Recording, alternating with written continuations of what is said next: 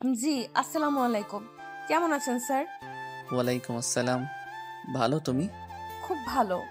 Sir আপনাকে দেখে sir sir লাগে না। আচ্ছা, তাহলে কেমন কেমন লাগে? থাক বললে মাইন্ড করবেন। বলার দরকার নাই। বলো, মাইন্ড করব না। আপনাকে একদম চকলেট বয় লাগে। আচ্ছা, তাহলে তোমাকেও তো চকলেট গার্ল লাগে, কারণ তুমিও খুব কিউট। আয়াত কথাটা এমনি বলল, কিন্তু তনয়ের মনের মধ্যে তো 1 কেজি লাড্ডু ফুটলো। আচ্ছা, তাহলে পড়া শুরু করি। ওকে। আয়াত সপ্তাহে 3 দিন তনয়াকে পড়াতো। আয়াত যখন তনয়াকে পড়াতো, তখন তনয়া প্রায় আয়াতের দিকে তাকিয়ে থাকতো। আয়াতের চোখে চোখ পড়লে নামিয়ে নিত। ব্যাপারটা আয়াত খেয়াল করলেও তনয়ের ছেলে মানুষে ভেবে ইগনোর করতো। কিন্তু তারপরও আয়াতের খুব অস্বস্তি লাগলো। তনয়া অনেক ছেলে মানুষই করতো। আয়াত মাঝে মাঝে বকা দিলেও তনয়ের ছেলে মানুষিটা ওর খুব ভালো লাগতো। কিন্তু আয়াত কখনো তনয়াকে সে নজরে দেখেনি। ধীরে ধীরে তনয়ার কিশোরী মনটায় ভালোবাসার একটা ছোট্ট ফুল ফোটে, আর সে ফুলটার নাম দেয় আয়াত। আয়াত তনয়ার হাব ভাব দেখে কিছুটা আঁচ করতে পারত, তাই ভাবলো তনয়াকে ইনডিরেক্টলি বুঝাতে হবে। কারণ এই বয়সে এই ধরনের কিছু হওয়াটা নর্মাল। কারণ বয়সটাই খারাপ, বেশি কিছু বললে ব্যাপারটা উল্টো হয়ে যেতে পারে। তাই অনেক ভেবে চিনতে তনয়াকে বলল, তনয়া, তোমাকে কিছু কথা বলি। হ্যাঁ স্যার বলেন। জানো তনয়া, মানুষের জীবনের সব থেকে খারাপ বয়স কোনটা? না তো। কোনটা স্যার? 13 থেকে 18 বছর বয়সটা। কেন স্যার? এই সময় মানুষ ছেলেবেলা আর ম্যাচিওর বয়সের মাঝামাঝি থাকে। এই বয়সে খারাপ জিনিসটা ভালো, আর ভালো জিনিসটাকে খারাপ মনে হয়। এই বয়সের কিশোর কিশোরীদের শিক্ষণীয় কথা অসহ্য লাগে। এই বয়সে খারাপ জিনিসটা উপরের চাকচিক্য দেখে তার প্রতি আকৃষ্ট হয়ে ভুল করে, কিন্তু যখন বুঝতে পারে ভুল করছে তখন করার মতো আর কিছু থাকে না। যে এই বয়সের ভ্রম থেকে নিজেকে বাঁচাতে পারবে তার জীবনটা অনেক সুন্দর হবে। দেখো, এই বয়সে ভালো লাগা জিনিসটা মনের সাথে আষ্টে পৃষ্ঠে জড়িয়ে যায়। তখন বোঝা যায় না কোনটা ভালো লাগা আর কোনটা ভালোবাসা। ভালো লাগা আর ভালোবাসার মধ্যে আলাদা একটা পৃথিবী তৈরি হয়ে যায়।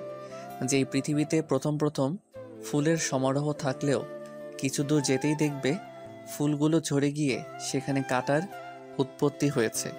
আমি কি বলতে চাচ্ছি তুমি বুঝেছো? জি স্যার। কি বুঝলা?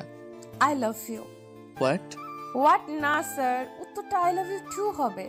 Just shut up. আমি তোমাকে এতক্ষণ কি বোঝালাম সব কি তোমার মাথার উপর দিয়ে গেছে? না স্যার, এক কান দিয়ে ঢুকছে অপর কান দিয়ে বের করে গিয়েছি। চুপ, একদম চুপ। তোমাকে বললাম না এই বয়সে কখনো ভালোবাসা হয় না, এটা হয় ভ্রম, নয় ভালো লাগা। No sir, I really love you. তোমার মতো ইডিয়েট মেয়েকে পড়ানো আমার পক্ষে সম্ভব না। Good bye. এই বলে রাগ করে হন হনিয়ে চলে গেল আয়াত। আর তনয় হাঁ হয়ে আয়াতের যাবার পানে তাকিয়ে রইল আর ভাবছে, কি এমন বললাম? মেয়েরা প্রপোজ করলে ছেলেরা আরো খুশি হয়ে একসেপ্ট করে, আর এ তো উল্টো। আয়াত যদি বাবাকে বলে দেয় তাহলে তো সর্বনাশ। তাছাড়া সামনের মাসে প্রথম সাময়িক পরীক্ষা, এখন নতুন টিচার কোথায় পাবো? যাক, নিজের ইগো বর্তমানে ব্যাগে রেখে স্যারকে ফোন দিয়ে সরি বলি, দেখি বেটায় ঘাটতারায় মানে কিনা। এভাবে তনয়া আয়াতকে ফোন দিল। প্রথমে কয়েকবার রিং হয়ে কলটা কেটে গেল। তারপর আয়াত বলল, হ্যালো স্যার। হ্যাঁ বলো। Sorry sir. সরি বললে কাজ হবে না, আমি তোমাকে আর পড়াবো না। স্যার আমি আর কখনো এমন কথা বলবো না, প্লিজ বাবাকে কিচ্ছু বলবেন না। ঠিক আছে। তাহলে কাল থেকে পড়াতে আসছেন? না, তোমার বাবাকে বলবো না, তাই বলে যে তোমাকে পড়াবো তা কিন্তু না। প্লিজ স্যার, সামনের মাসে আমার পরীক্ষা, এখন নতুন টিচার কোথায় পাবো, আর বাবাকেই বা কি বলবো? সেটা মাথার মধ্যে প্রেমের পোকা ঢোকার আগে মনে ছিল না? সরি বললাম তো, আর আপনিই তো বললেন যে এই বয়সে ভুল হয়। তাহলে আপনার কি উচিত না আমার ভুলটা শুধরে দেওয়া? এই মেয়ে, তুমি তো দেখছি আমার কথায় আমাকে ফাঁসিয়ে দিলা। ঠিক আছে, কাল থেকে পড়াতে আসবো, তবে একটা শর্তে। কি শর্ত স্যার? এই ধরনের কোনো দুষ্টুমি বা ফাইজলামি আর কখনো করবে না, ঠিক আছে? ঠিক আছে স্যার। পরের দিন আয়াত আবার নিয়মিত পড়াতে আসতো। তনয় এখন অনেক শান্ত হয়ে গেছে। সে আগের মতো দুষ্টুমি করে না। আয়াত প্রথম প্রথম তাতে খুব খুশি হয়েছিল, কিন্তু ধীরে ধীরে আয়াত ও তনয়া সেই দুষ্টুমিগুলো মিস করতে লাগলো।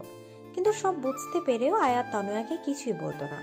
ভাবতো সামনে ওর পরীক্ষা, এই মুহূর্তে কিছু বলা মানে ওর ঘাটাকে উস্কে দেয়া, তাই চুপচাপ রইল। তারপর তনয়ার পরীক্ষা শেষ হলো। খুব ভালোভাবে পরীক্ষাগুলো হয়ে গেল। পরীক্ষার পর তনয়া আবার আগের মতো দুষ্টামি করা শুরু করলো, কিন্তু আয়াতকে এখন খুব কম জ্বালায়। একদিন তনয়া ওর কিছু বান্ধবীদের সাথে ঘুরতে পার্কে গেল। সেখানে গিয়ে দেখে আয়াত একটা মেয়ের সাথে বসে কথা বলছে, খুব হাসাহাসি করছে। তনয়া সেটা দেখে রাগে ফুটছিল। ওর বান্ধবীদেরকে বললো সামনে যেতে, তারপর সোজা গিয়ে আয়াতের সামনে দাঁড়ালো। রাগী চোখে আয়াতের দিকে তাকিয়ে আছে। আয়াত তনয়াকে দেখে বলল, আরে তনয়া, তুমি এখানে? উনি কে? আমার বন্ধু লিমা। বন্ধু নাকি অন্য কিছু? তা দিয়ে তোমার কি দরকার? তনয়া কোনো কথা না বলেই আয়াতের গালে একটা কিস করে বসলো। কারণ আই স্টিল লাভ ইউ। উপস্থিত ঘটনায় আয়াত আর লিমা হতভম্ব হয়ে গেল। আয়াতেরও ভীষণ রাগ উঠে গেল। তারপর একটা শব্দ হলো ঠাস। হাত তনয়া নিজের গালে হাত দিয়ে আছে। এই মেয়ে, তোমাকে কথা বললে বোঝো না নাকি? তোমাকে এত বোঝানোর পরও বোঝো না? আর শোনো, তোমাকে আমি ভালোবাসি না, কারণ আমি লিমাকে ভালোবাসি। আর হ্যাঁ, ও আমার বন্ধু না, গার্লফ্রেন্ড। আর কখনো তোমাকে পড়াবো না। যাও, বাড়ি যাও। ধমক দিয়ে পাঠিয়ে দিল। তনয়া আয়াতের কথাগুলো শুনে কান্না করে দিল। টপ টপ করে ওর চোখ থেকে জল পড়ছে। তারপর গা চেপে ফুপিয়ে ফুপিয়ে বলল, ভালোবাসেন না ঠিক আছে, তাই বলে চড় মারলেন কেন? আমার গালটা যে লাল হয়ে গেল, খুব ব্যথাও করছে। তনয়ার কথা শুনে আয়াতের খুব হাসি পাচ্ছে, কিন্তু এখন হেসে দিলে সব উল্টো হয়ে যাবে। তাই অনেক কষ্টে আয়াত হাসিটা আটকালো। তনয়া কাঁদতে কাঁদতে চলে গেল। আর আয়াত ওর যাবার পানে কতক্ষণ তাকিয়ে থেকে বাড়ি ফিরে গেল। তনয়ার ফর্সা গা জলের কারণে লাল হয়ে গিয়েছে। রাতের বেলা তনয়া ওর বাবার সাথে বসে টিভি দেখছিল। তখনই ওর বাবার ফোনে ফোন আসলো। ওর বাবা তখন বলল আয়াত ফোন করেছে। ভয়ে তো তনয়ার হাত পা ঠান্ডা হয়ে যাবার উপক্রম। না জানে কি না কি বলে তার বাবাকে। তনয়ার বাবা ফোনে কথা শেষ হয়ে বললেন, আয়াত নাকি আর তনয়াকে পড়াতে পারবে না। কেন? আয়াতের নাকি কিছুদিন পর পরীক্ষা। প্রাইভেট পড়ালে নাকি ওর নিজের পড়ায় অসুবিধা হয়, তাই। তাহলে তনয়াকে কেন পড়াবে? আয়াত নতুন টিচার ঠিক করে দিয়েছে, কলেজের টিচার, বয়স্ক একজন টিচার। বেটা বজ্জাত, আমাকে এখন বয়স্ক টিচারের হাতে দেওয়া হচ্ছে? তোকে আমি দেখে নিব, কবে তা নিশ্চিত বলতে পারি না, তবে হতে পারে 5-10 বছর পর, কিন্তু দেখে অবশ্যই নিব। তারপর আর আয়াতের সাথে তনয়ার দেখা হয়নি। তারপর তনয়া আর কারোর সাথে রিলেশন তো দূরে থাক, কেউ প্রপোজ করলেও তাকে ধরে পিটাতো। তনয়া এসএসসি পরীক্ষায় জিপিএ 5 পেল। তারপর কিছুদিন আগে এই কলেজে ভর্তি হলো। কিন্তু কপাল দুঃখে বলেন আর সুখে বলেন, প্রায় 2 বছর পর তনয়া আর আয়াতের আবার দেখা হলো। ও হ্যালো বন্ধুগণ, কল্পনা শেষ, এবার বর্তমানে ফিরে আসেন। পরের দিন তনয়া আবার কলেজে গেল। আজকে আয়াতের ক্লাস টাইমে তনয়া গিয়ে ক্লাসের পেছনের দিকটায় বসলো। আর এমন ভাবে বসলো যাতে আয়াতের বারবার দেখতে না হয়। মানে ওর সামনের বেঞ্চে লম্বা একটা ছেলে ছিল। আয়াত এসে বার ক্লাসের দিকে এদিক ওদিক চোখ বোলাচ্ছিল। তারপর দেখলো তনয়া ক্লাসের পেছনের দিকে নিচের দিকে তাকে চুপচাপ বসে খাতায় আঁকিবুকি করছে। আয়াত তনয়ার বেঞ্চের পাশে গিয়ে একটি কাশি দিল। আয়াত থেকে তনয়া তাড়াহুড়ো করে দাঁড়ালো আর হাতটা সোজা বাম গালে রাখলো। তনয়ের এই অবস্থা থেকে আয়াতের খুব হাসি পেল, কিন্তু হাসিটা চেপে রেখে বলল, কি ব্যাপার তনয়া? আমি ওখানে পড়াচ্ছি আর তুমি এখানে খাতায় কি আঁকছো? খাতাটা হাতে নিয়ে তনয়া পেট মোটা একটা কার্টুন এঁকেছে দেখে। What is this Tanaya? Sorry sir. Shut up! আমি বলছি ক্লাস টাইমে পড়ায় মনোযোগ না দিয়ে তুমি এসব কি আঁকছো? Sorry sir. It's okay, but not again. I remember sir. That's good. তারপর আয়াত আবার পড়ানো শুরু করলো। আর তনয়া মনে মনে আয়াতকে এক গাদা গালি বর্ষণ করলো। পরের দিন কলেজের ব্রেক টাইমে কয়েকজন স্টুডেন্ট মিলে ঠিক করলো অঙ্ক প্রাইভেট পড়বে। আর সবাই আয়াত স্যারের কাছেই পড়বে বলে ঠিক করেছে। কিন্তু তনয়া বলল তার কাছে না পড়ে অন্য কোনো টিচার দেখতে। কিন্তু সবাই মনস্থির করেছে আয়াত স্যারের কাছেই পড়বে।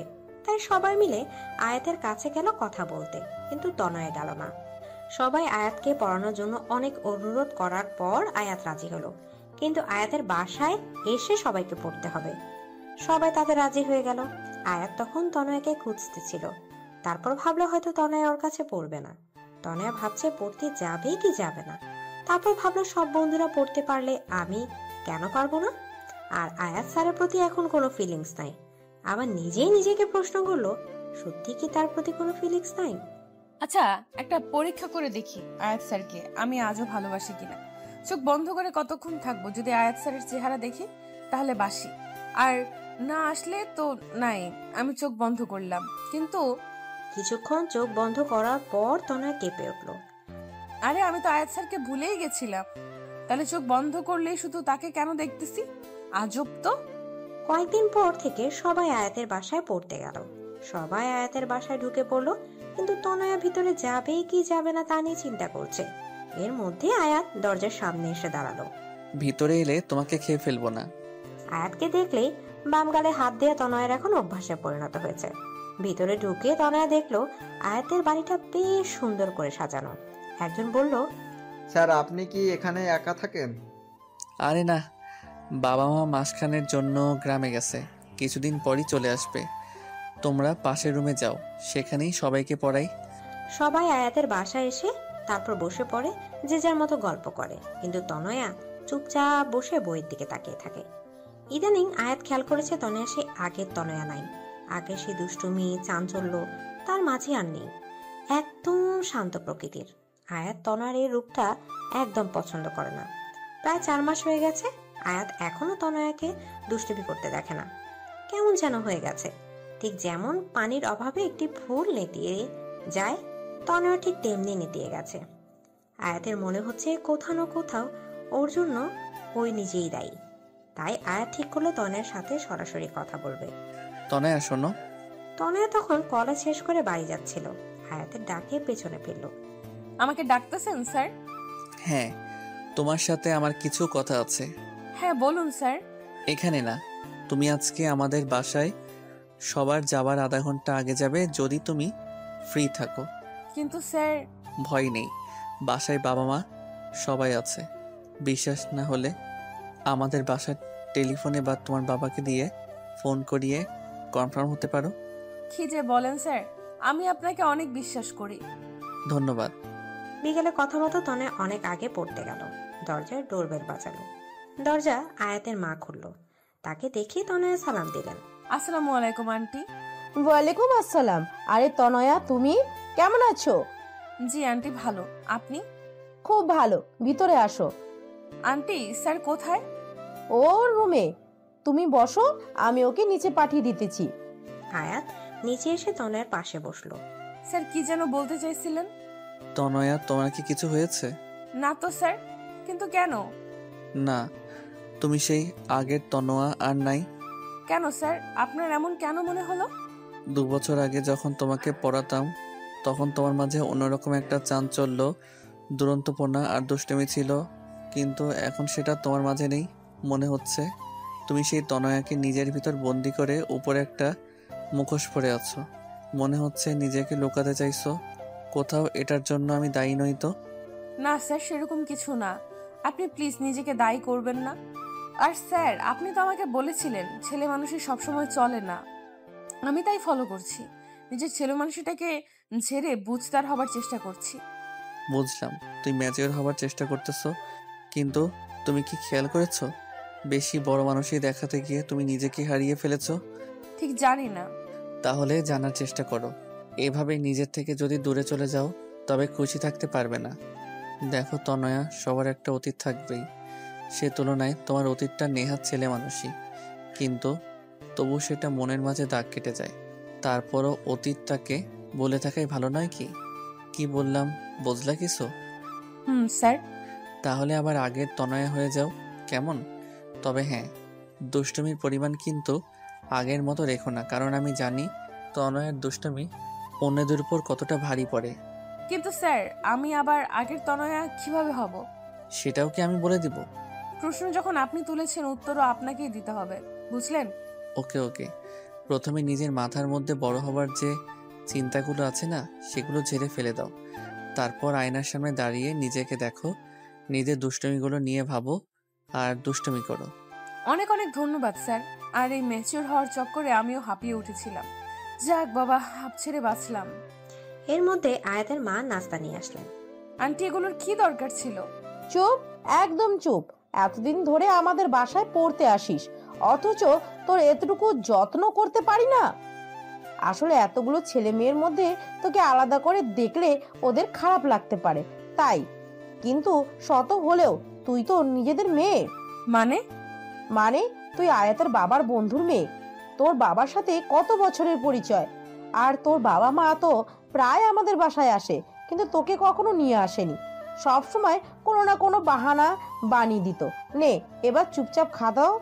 তনয়া দেখলো দুবাটি আইসক্রিম, বাকিগুলো রেখে সেটাই নিল।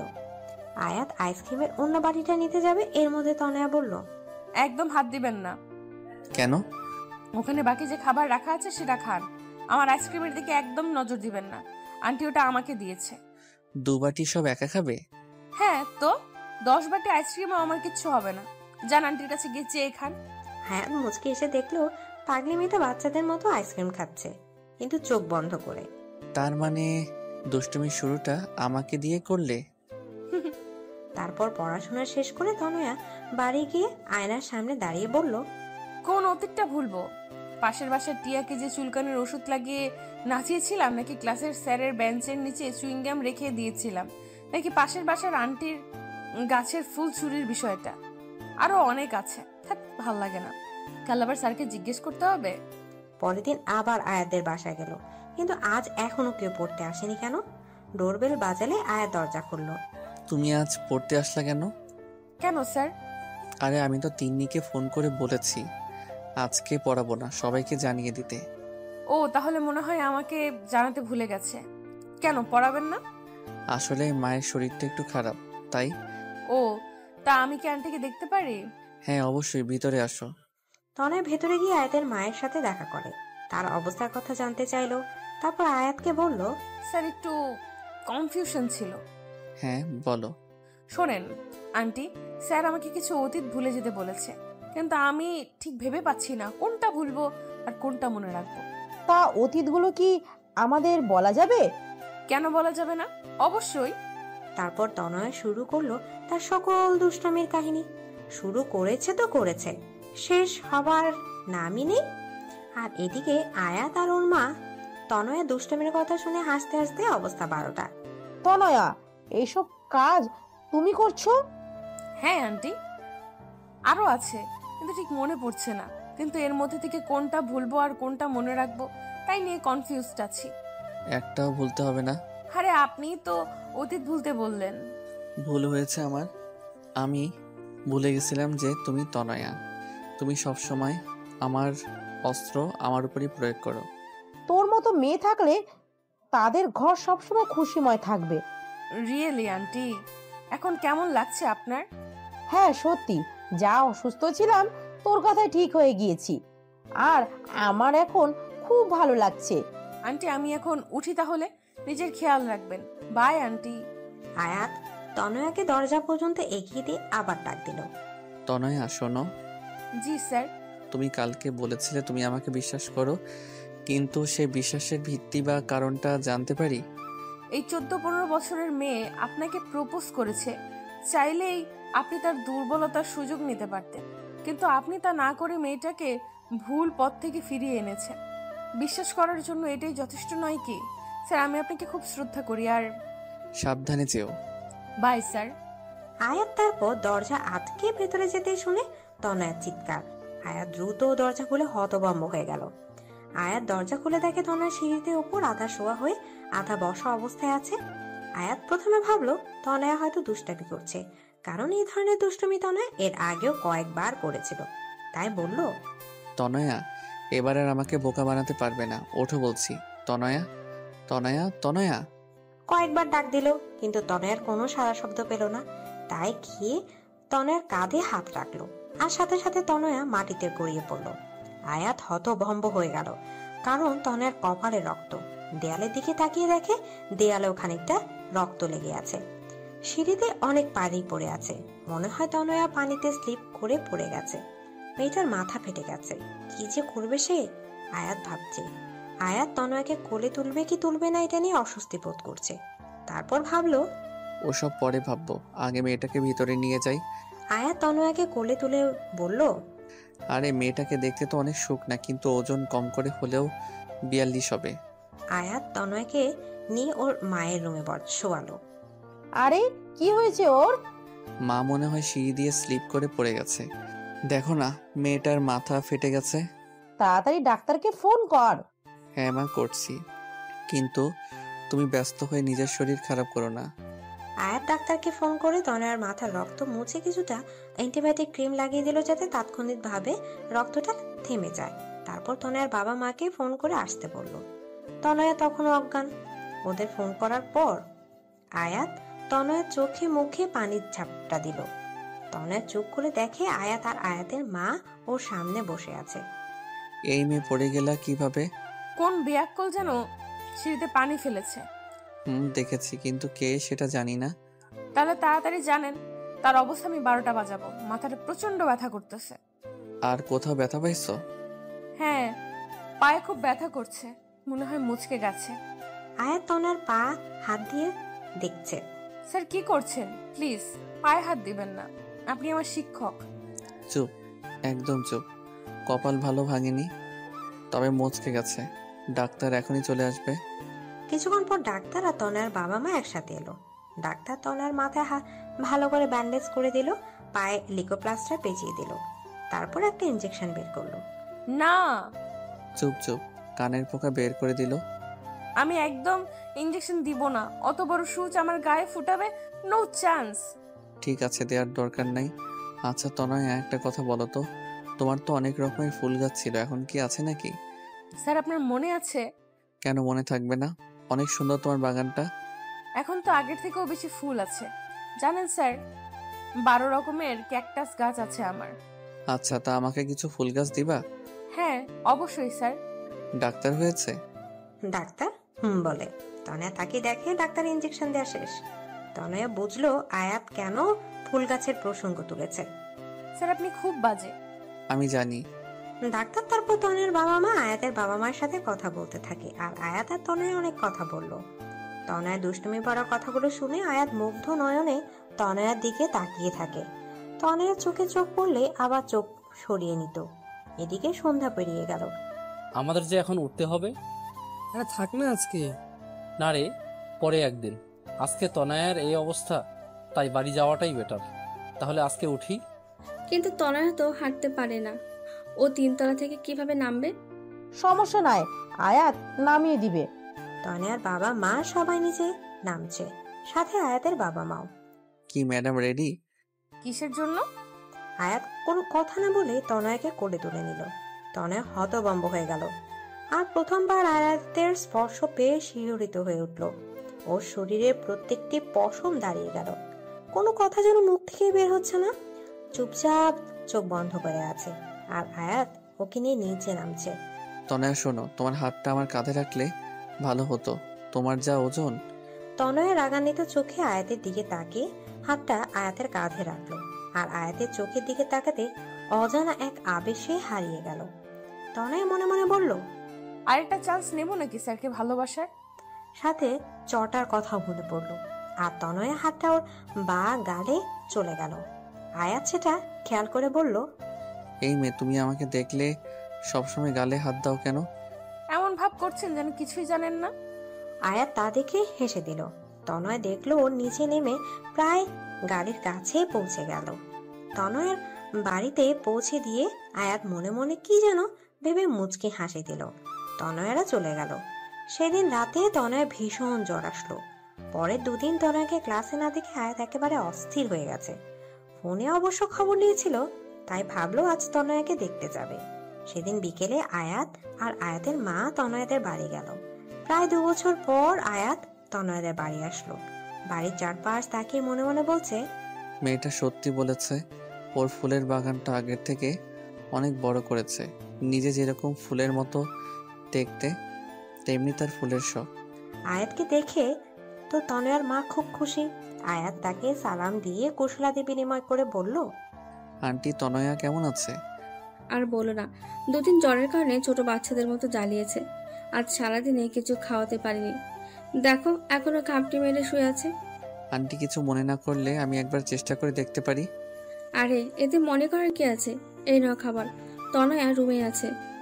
আয়াত আস্তে করে রুমে ঢুকে দেখে তনয়া বাচ্চাদের মতো গুটিসুটি মেরে শুয়ে আছে।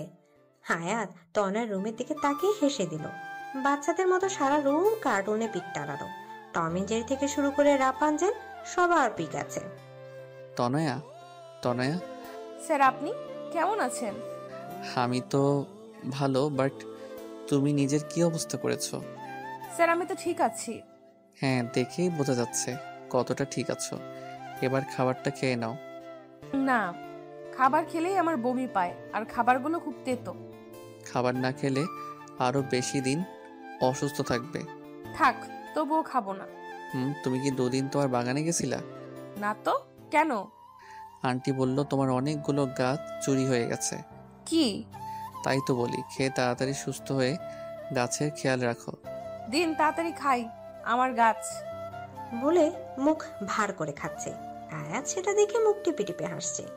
তনয়া আয়াতের মায়ের সাথে অনেকক্ষণ গল্প করলো। কিছুক্ষণ পর তারা চলে গেলেন। তনয়া সুস্থ হতে প্রায় 10 দিন সময় লাগলো। এই 10 দিন আয়াত ক্লাসে তেমন কোনো মনোযোগ দিতে পারলো না। তনয়াকে খুব মিস করছে, কিন্তু কেন সেটা সে নিজেও ভেবে পাচ্ছিল না। তনয়া এখন নিয়মিত কলেজে আসে। দিন চলে যাচ্ছে আর তনয়া আর আয়াতের সম্পর্কটা আগের থেকে অনেকটা কাছে এসেছে। খুব ভালো বন্ধু ভাব হয়ে গেছে দুজনার। তারপর তনয়ার প্রথম বর্ষের ফাইনাল পরীক্ষা শুরু হয়ে গেল, আর পরীক্ষা খুব ভালোভাবে হলো। একদিন তনয়া বন্ধুদের সাথে একটি রেস্টুরেন্টে গেল। সেখানে আয়াতের জিএফ লিমাকে দেখলো কার সাথে যেন কথা বলছে। তনয়া লিমাকে প্রথম দেখে চিনে ফেললো। তারপর মনে মনে বলছে, কি করে ভুলবো এই শয়তানিটাকে? আমার অঙ্ক স্যারকে আমার কাছ থেকে চুরি করে নিয়ে গেল, চুন্নি কোথাকার। কিন্তু চুন্নিটার সাথে কে? আয়াত স্যারের মতোই তো লাগছে না। যাই একটু দেখে আসি, জ্বালিয়েও আসি। তোরা খাবার অর্ডার দে, আমি এক্ষুনি আসতেছি। তনয়া লিমার সামনে গিয়ে দাঁড়িয়ে বলল, হাই লিমা আপু। হাই, আমাকে চিনতে পেরেছেন? তুমি তনয়া না? জি আপু, কেমন আছেন? ভালো, তুমি? জি ভালো। তারপর তনয়া লিমার পাশে বসা লোক দিকে তাকালো। না, এ তো আয়াত স্যার নয়। তাহলে কে? একবার জানতে চাইবো। না থাক, যদি কিছু মনে করে, আবার জিজ্ঞেস না করলে যে কনফিউশন থেকে যাবে। কি করি? তা এখানে কি করতে? বন্ধুদের সাথে। আচ্ছা আপু, আপনার সাথে এই কে? ইনি আমার। কথাটা বলতে যাবে এর মধ্যে লিমাকে কে যেন ফোন দিল। লিমা ফোনটা রিসিভ করেই বলল, হ্যাঁ আয়াত বল। আর কথা বলতে বলতে একটু দূরে চলে গেল।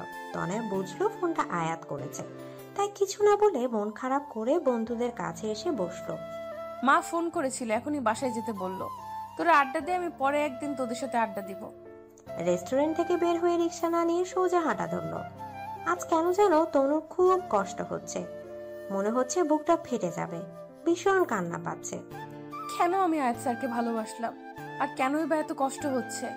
এদিকে লিমার ফোনে কথা বলা শেষ হলে তনয়াকে খুঁজতে খুঁজতে ওর বন্ধুদের কাছে গিয়ে তনয়ার কথা জানতে চাইলো। তারপর ওকে না পেয়ে নেহার কাছ থেকে তনয়ার ফোন নাম্বার নেয় এবং লিমারটা নেহার কাছে দিয়ে আসে, আর বলে অবশ্যই যেন ফোন করে। এদিকে তনয়া হাঁটতে হাঁটতে প্রায় বাড়ির কাছে চলে আসে। ওদের বাড়ি থেকে কিছু দূরে ছোট্ট একটা পার্ক, আর সেই পার্কে যেখানে দাঁড়িয়ে আয়াতকে চড় মেরেছিল। এখানে বিকেলে অনেক ব্যায়াম করে, কেউ গল্প গুজব করে। তনয়া পার্কে ঢুকে নদীর ধারে একটি বেঞ্চে বসলো। কেন যেন খুব কান্না পাচ্ছে, আর মনে মনে নিজে নিজে বলছে, স্যারের কাছে আমার ভালোবাসাটা নেহা ছেলে মানুষই ছাড়া আর কিছুই না।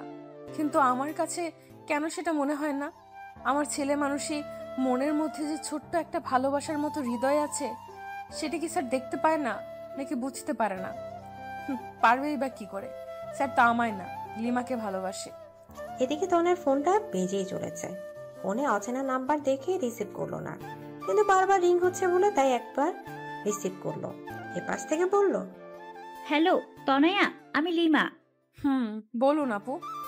তনয়া, তুমি কোথায়? পার্কে বসে আছি। কোন পার্কে? যে পার্কে বসে আপনার বয়ফ্রেন্ড আমাকে চড় মেরেছিল। ওখানেই বসো, আমি 10 মিনিটের মধ্যে আসছি। তনয়া কিছু বলার আগে ফোনটা কেটে গেল। কিছুক্ষণের মধ্যেই লিমা চলে আসলো। হ্যাঁ আপু বলেন, কি বলবেন? তুমি কিছু না বলে চলে আসলা কেন? এমনিতেই ভালো লাগতেছিল না আপু। ভালো লাগতেছিল না নাকি আয়াত আমাকে ফোন করেছিল তাই? তেমন কিছু না। সুইটহার্ট, তোমার বয়সটা আমিও পেরিয়ে এসেছি, সো আমার কাছে লুকিয়ে লাভ নাই ডিয়ার। আচ্ছা, তুমি তখন জানতে চাইলে না আমার পাশের লোকটিকে? He is my husband. তাহলে আয়াত স্যার যে সেদিন বলল? ওটা আয়াত সেদিন তোমাকে শোনানোর জন্য বলেছিল, যাতে তুমি পাগলামি না করো। তাহলে তার সাথে আপনার কি সম্পর্ক? আয়াত আমার খালাতো ভাই। আমরা দুজন একই বয়সী, এক ক্লাসে পড়ি, যার কারণে আমরা খুব ভালো বন্ধু। শুধু বন্ধু, অন্য কিছু না, বুঝলা পাগলি মেয়ে? তাহলে আয়াত স্যার সেদিন মিথ্যা কথা কেন বলল? সেটা ঠিক। সেদিন তুমি যাবার পর আমি আয়াতকে একই প্রশ্ন করেছিলাম, আর ও বলেছিল ওর একটা অনেক বড় সমস্যা আছে, যার কারণে চাইলেও ও তোমার সাথে রিলেশনে চড়াতে পারবে না। কিন্তু একটা বিষয় কি জানো, যখনই আয়াতের সাথে কথা বলি, আয়াত যদি 10টা কথা বলে, তার 9টা কথায় তোমাকে নিয়ে বলে। তনয়া, এরকম ওরকম সেরকম আরো কত কথা, মনে হয় যেন তুমিও নিঃশ্বাসের সাথে মিশে গেছো। তাহলে আমাকে বলে না কেন? সেদিন আমি আয়াতকে বললাম যে আয়াত, তোর প্রত্যেকটা কথাই আমি তনয়ার জন্য গভীর ভালোবাসা অনুভব করি, আর যতদূর জানি তনয়াও তোকে পাগলের মতো ভালোবাসে। তাহলে তুই মেয়েটাকে বলে দে, মেয়েটাকে আর কষ্ট দিস না। আয়াত তখন কি বলল জানো? আয়াত বলল, সেটা সম্ভব না রে লিমু, তাহলে সব সম্পর্কগুলো অগোছালো হয়ে যাবে। আমি একটা সম্পর্কের জন্য অন্য কোনো ভাঙতে পারবো না। হ্যাঁ, আমি তনয়াকে। তারপর আর কিছু বলেনি। আমার জন্য কেন অন্য সম্পর্ক ভেঙে যাবে? আমি কি এতটা খারাপ? আর তার কি এমন সমস্যা যার কারণে আমার সাথে এমন করছে? সেটা আমি জানি না রে, অনেক জানার চেষ্টা করেছি, কিন্তু সববারই ব্যর্থ হয়েছি। এখন তুমি চেষ্টা করে দেখতে পারো। তনয়া অঝরে কাঁদছে। এই পাগলি মেয়ে, প্লিজ কেঁদো না। দেখো, আমি তোমাকে এই কথাগুলো আগে বলতে পারতাম, কিন্তু তুমি তখন খুব ছোট ছিলা। আর তারপর আমার বিয়ে হয়ে যায়। বিয়ের পর আমি চট্টগ্রাম ছিলাম, তখন চেয়েও তোমার সাথে যোগাযোগ করতে পারিনি। সরি আপু। কেন? আয়াত স্যারের গার্লফ্রেন্ড ভেবে তোমাকে মনে মনে অনেক বকা দিয়েছিলাম। পাগলি মেয়ে, ইটস ওকে। আচ্ছা শোন, তুমি এইসব নিয়ে চিন্তা করো না। দেখবে আল্লাহ চাইলে তুমি তোমার অঙ্কের টিচারকে পেয়ে যাবে। আল্লাহ যদি না চায়? তাহলে পাবে না। লিমার কথা শুনে তনয় ভ্যা ভ্যা করে বাচ্চাদের মতো কেঁদে ফেলল। প্লিজ এভাবে কেঁদো না। আয়াত কিন্তু ছিসকাতুনি মেয়েদের একদম পছন্দ করে না। তনয়ার সাথে কান্না থামিয়ে ফেললো আর ফোপাচ্ছে। সেটা দেখে নিমা হেসে বলল, এই পিচ্চি মেয়েটার মনে তার অঙ্ক টিচার মানে আয়াতের জন্য এত ভালোবাসা লুকিয়ে আছে। আচ্ছা শোন, আয়াত 10 মিনিটের মধ্যে এখানে আসবে। কেন? আমি আসতে বলেছি। কেন? তুই সত্যি মাথা মোটা। আমি এখন চলে যাব, তারপর আয়াতকে ফোন করে বলে দেব জরুরি কাজে চলে গেছি, তখন তোরা গল্প করিস। তনয়া লজ্জা পেয়ে মাথা নিচু করে ফেলল। ও বাবা, এই মেয়ে তো লজ্জাও পায়। ধন্যবাদ আপু। শোন, রোজ ফোন করবি আমাকে, ওকে? আর শোন, আমি তোকে যা বললাম আয়াতকে বলবি না। ভালো থাকিস, বাই। তুমিও ভালো থেকো, বাই। লিমা চলে গেল। তার কিছুক্ষণ পর আয়াত আসলো। আয়াত এসে লিমাকে না পেয়ে চলে যাবে এমন সময় দেখলো তনয়া চুপচাপ বসে কাঁদছে। তনয়া, তুমি এখানে? আয়াতকে দেখে তনয়ার আরো বেশি কান্না এসে গেল। তাই কোনো কিছু না ভেবে আয়াতকে জড়িয়ে ধরে কান্না করতে লাগলো। আয়াত কিছুটা অপ্রস্তুত হয়ে গেল ঘটনাটিতে, কিন্তু তনয়ার কান্না দেখে ওর বুকের ভেতর মোচড় দিয়ে উঠলো। তারপর বলল, কি হয়েছে তনয়া? কেউ কিছু বলেছে? প্লিজ কিছু বলো। এভাবে কেঁদো না, প্লিজ কিছু বলো। তনয় কিছু বলছে না, শুধু আয়াতকে জড়িয়ে ধরে কান্না করছে। আয়াত ওর মাথায় হাত বুলিয়ে দিচ্ছে আর বলছে, প্লিজ কিছু তো বলো তনয়া। তনয় নিজেকে আয়াতের থেকে ছাড়িয়ে কিছু না বলে কাঁদতে কাঁদতে চলে গেল। আয়াত বোকার মতো ও যাওয়ার পানেই তাকিয়ে রইল। পরে কয়েকবার তনয়ার কাছে এই বিষয়ে আয়াত জানতে চেয়েছে, কিন্তু সবসময় তনয়া ব্যাপারটা এড়িয়ে গেছে। 3 মাস পর ঠাস, আজ আয়াত তনয়াকে সর্বসম্মুখে আবারও একটা চড় মারল। কিন্তু কেন? আয়াত পার্কে বসে আবার তনয়াকে একটা চড় মারলো। পার্কের অনেক লোক তাকিয়ে আছে এই অবস্থা দেখে। তনয়া গালে হাত দিয়ে দাঁড়িয়ে আছে। আজ ওর চোখ থেকে অশ্রু নদী বইছে না, কিন্তু খুশিতে চোখ দুটো ছলছল করছে। আয়াত ওকে চড় মেরে কিছু দূর গিয়ে নিজের হাতে সাজরে একটা আঘাত করলো। তনয়া দৌড়ে গিয়ে ওর হাতটা ধরে বলল, মাথা ঠিক আছে আপনার? আয়াত কোনো কথা না বলে তনয়াকে নিজের বুকের সাথে শক্ত করে চেপে ধরলো। তনয়া হতবাক হয়ে গেল। তনয়া নিজেকে ছাড়ানোর চেষ্টা করছে কিন্তু পারছে না, কারণ আয়াত ওকে এতটা শক্ত করে জড়িয়ে ধরে আছে। তনয়া চেষ্টা করেও নিজেকে ছাড়াতে পারছে না। নেহা আর নয়ন ওদের দিকে তাকিয়ে মুচকি মুচকি হাসছে, কারণ ওদের প্ল্যান কাজে দিয়েছে। প্ল্যানটা কি? চলুন 3 মাস আগে। লিমার সাথে কথা বলার পর তনয়া অনেকবার বিভিন্নভাবে আয়াতের সমস্যাটা জানতে চেষ্টা করেছে, কিন্তু সববারই ব্যর্থ হয়েছে। তাই ভাবলো, আয়াত স্যার যেমন লিমার নাম করে আমাকে খেপিয়েছে, তেমন কিছু করলে কেমন হয়। তাই নেহার সাথে কথা বলল, কারণ নেহা তনয়ের বিষয়ে প্রায় সব কথাই জানে। তাই নেহা বলল, সেটাই ঠিক হবে, তুই অন্য কারোর সাথে রিলেশন কর, শুনলে আয়াত স্যার ভীষণ হিংসা হবে। কিন্তু নকল বয়ফ্রেন্ড কোথায় পাবো? এক কাজ কর, আমার বয়ফ্রেন্ড মানে নয়নকে কয়েকদিনের জন্য ধার নে। আর আমার আর নয়নের সম্পর্কের কথা তো তেমন কেউ জানে না, তাই সন্দেহ হবে না। নয়নকে আমি বুঝিয়ে বলবো, শুধু দুইজন আয়াত স্যারের সামনে হেসে হেসে কথা বলবি, আর কিছু করবি না। কিন্তু নয়ন কিন্তু আমার, মনে রাখিস। চুপ। আমার টেস্ট অতটা খারাপ না যে অন্যের ইউজ করা জিনিস নিজে ব্যবহার করব। আমার জন্য তো আমার অঙ্ক টিচারই ঠিক আছে। পরের দিন থেকে প্ল্যান মতো কাজ করা শুরু করলো। আয়াত ক্লাসে আসলে তনয়া নয়ন এর সাথে কথা বলতো, হাসাহাসি করতো। কলেজ থেকে প্রায় একসাথে যেত, এমনকি আয়াতের বাসায় কেউ দুজন একসাথে বসতো, কথা বলতো। আয়াত সেগুলো নোটিশ করতো আর ভীষণ রাগী চোখে তনয়ার দিকে তাকাতো। তনয়া সেগুলো দেখে মনে মনে হাসতো। তো সেদিন আয়াত পার্কে আসবে সেটা তনয়া জানতো, তাই আগে থেকে নয়নের সাথে পার্কে গিয়ে বসে কথা বলছে আর জোরে হাসছে। সেটা দেখে আয়াতের পা থেকে মাথা পর্যন্ত গরম হয়ে গেল। সাথে সাথে গিয়ে তনয়ার সামনে দাঁড়ালো। তনয়ার হাতটা টেনে ধরে দাঁড় করিয়ে ঠাস। আয়াত এখন তনয়াকে জড়িয়ে ধরে আছে। তনয়াও এখন নিজেকে ছাড়ানোর বৃথা চেষ্টা করছে না। আয়াতের বুকে কান পেতে ও হৃদয়ের আওয়াজটা শোনার চেষ্টা করছে। চোখ বন্ধ করে অনুভব করছে ও হৃদয়ের আওয়াজটা। হঠাৎ কি একটা মনে করে আয়াত তনয়াকে ছেড়ে দিয়ে চলে যেতে চাইল। এবার তনয়া আয়াতের হাতটা টেনে ধরলো। দাঁড়ান। আয়াত মাথা নিচু করে দাঁড়িয়ে আছে। যখন তখন আমাকে চড় মারবেন, আবার জড়িয়ে ধরবেন। আমার গালটা কি বাংলা লিংক থামে পাইছেন? চড় মারলেন তো মারলেন, তারপর টানা 10 মিনিট জড়িয়ে ধরে রাখলেন। দেখেন লোকজন কেমন করে তাকিয়েছে। আপনার সমস্যাটা কি বলবেন? কোনো সমস্যা নাই, আমার কাজ আছে। যতই কাজ থাকুক, আমার প্রশ্নের উত্তর না দিয়ে যেতে পারবেন না। আমি তোমার প্রশ্নের উত্তর দিতে বাধ্য নই। বাধ্য, 100 বার বাধ্য। স্যার আমি জানি আপনি আমাকে, কিন্তু আপনি কেন আমায় ইগনোর করছেন সেটা বলবেন প্লিজ। আর হ্যাঁ, নয়নের সাথে আমার কোনো সম্পর্ক নাই। এতদিন যা দেখেছেন সবটাই আপনাকে রাগানোর জন্য। তনয়া, তোমার বয়স কত? আপনার তো অন্য কিছু বলার কথা। আগে বলো, তারপর বলছি। 17 বছর। 18 বছর হতে কতদিন বাকি? এইচএসসি পরীক্ষার বাকি তো প্রায় 5 মাস, আর পরীক্ষার মধ্যেই 18তে পা দিব। তোমার প্রশ্নের জবাবগুলো আমি তোমার এইচএসসি পরীক্ষার পর দিব, কিন্তু তার আগে তোমাকে আমাকে একটা ওয়াদা করতে হবে। কি ওয়াদা? তোমাকে পরীক্ষায় ভালো রেজাল্ট করতে হবে। যদি তা না করো তাহলে আর আমার সাথে কথা বলার চেষ্টাও করবে না। ওকে, ডান। তনয়া পরের দিন থেকে কলেজে যেত। আয়াত ক্লাস করাতো, কিন্তু তনয়ার দিকে তাকাতো না পর্যন্ত। তনয়ার মনে মনে খুব অভিমান হতো আয়াতের উপর। এমনকি আয়াতের বাসায় পড়তে গেলেও আয়াত চুপচাপ পড়াতো, কিন্তু সহজে তনয়ার দিকে তাকাতো না। আয়াতের এমন আচরণে তনয়ার খুব কষ্ট লাগতো।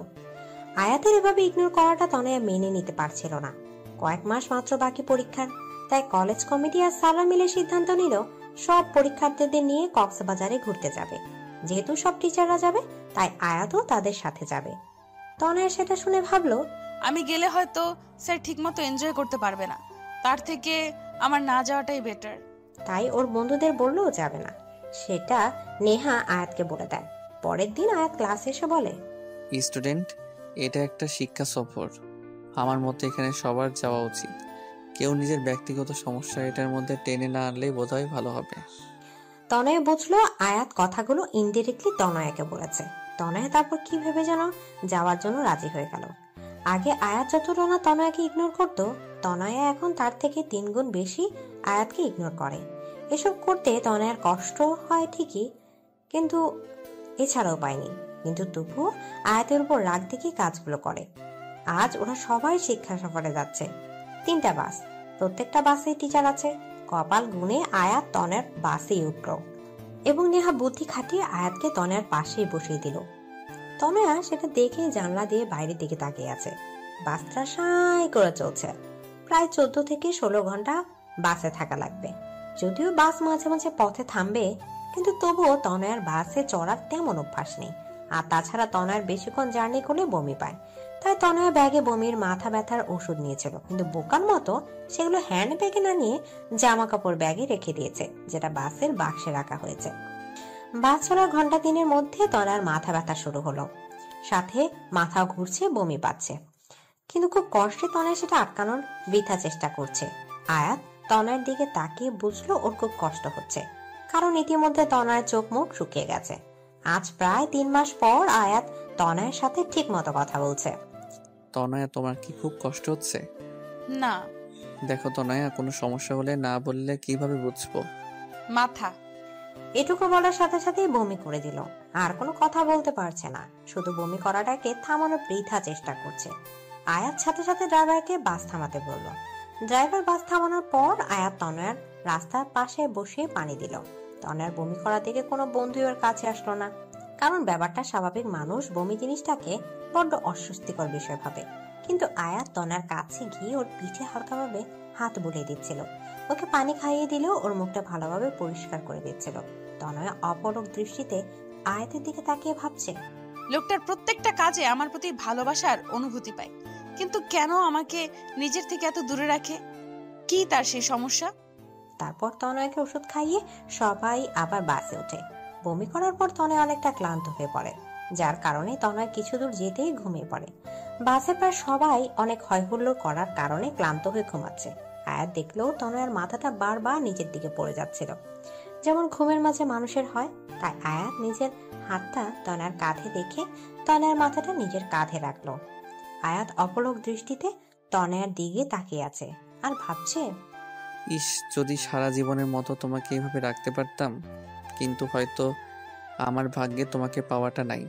তোমাকে পেলে হয়তো জীবনে কোনো চাওয়া থাকতো না, কিন্তু বিবেকের কাছে আবেগ আর সমস্ত চাওয়া সবসময় পরাজিত।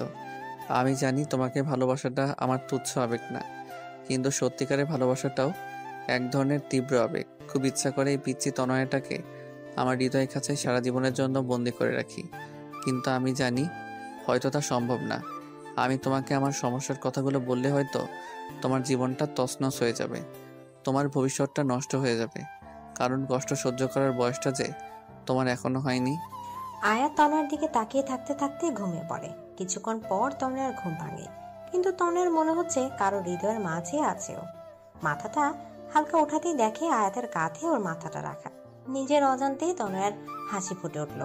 তনয়া ভাবছে, ভবিষ্যতে আমি আয়াত স্যারকে পাবো কিনা জানি না, তার সাথে সারা জীবন কাটাতে পারবো কিনা জানি না, কিন্তু এই যে মুহূর্তগুলো তার সাথে কাটাচ্ছি, এর থেকে ভালো মুহূর্ত আর আমার জীবনে আসবে কিনা আমি তাও জানি না, কিন্তু এই মুহূর্তগুলোকে আমি আমার সবটা দিয়ে উপভোগ করতে চাই।